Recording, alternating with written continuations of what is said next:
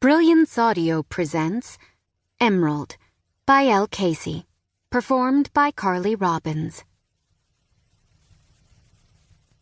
I wrap my shawl tighter around my shoulders as the late morning chill sends a shiver through my body. My basket is full of warm, fresh eggs that I've collected from my girls in the coop, and I'm headed back to the house. All the animals have been fed, and now it's my turn. I wave and smile at Harold, a man who pitched a tent out in the yard last week and who is now hanging his socks to dry on our communal laundry line. He seems content to pull weeds in the garden in exchange for the free living space. Harold comes every year about this time. He says autumn is the best season for reflecting and resetting his priorities. I don't know much about his other life, the one outside our little intentional living farming collective. I think he's a businessman in Washington, D.C., but we don't ask a lot of questions here. People are free to do what they need to do and be who they need to be in order to find happiness. Reflecting on Harold's personal journey makes me think of my sister Amber.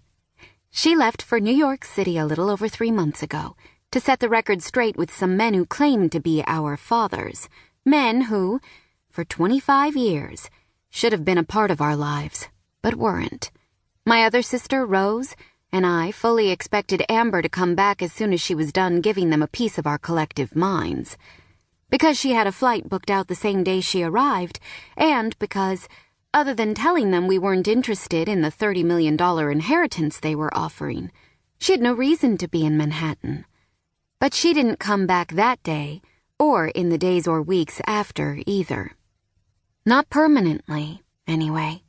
She got wrapped up in their business, and the guy she connected with romantically, Ty, the lead guitarist in their band. And we haven't seen her since, in any meaningful way. She stopped off for a few days once, but that was it. She was more a visitor than a resident on that trip, and it was really strange. Of course, we still chat by phone almost every day, but it's not the same thing as living together side by side. I miss her terribly. It's hard for me to understand how she could so easily and completely abandon our life here on the farm for the one she's now living in New York City. I don't think the environments could be any more different. I get it that she has the right to live her life how she wants and needs to in order to be happy and feel fulfilled. But the problem is that her choices have changed my life also, and I didn't ask for that. I didn't want anything to be different from how it's always been, and I'm not comfortable with how it's worked out. With all of us having to work a little harder, and our neighbor Smitty being more involved in the farm's operations. I wish Amber would come back so things could return to the way they used to be, before the band Red Hot came into our lives.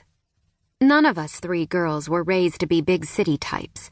For 25 years, we've been participants in the vision our mothers realized when they quit being groupies of Red Hot and settled down on this 200-acre farm in central Maine. We've had a peaceful life, promoting the beauty and bounty of our natural world, creatures both large and small, living together in harmony and doing harm to none. I love it. It's where I'm meant to be.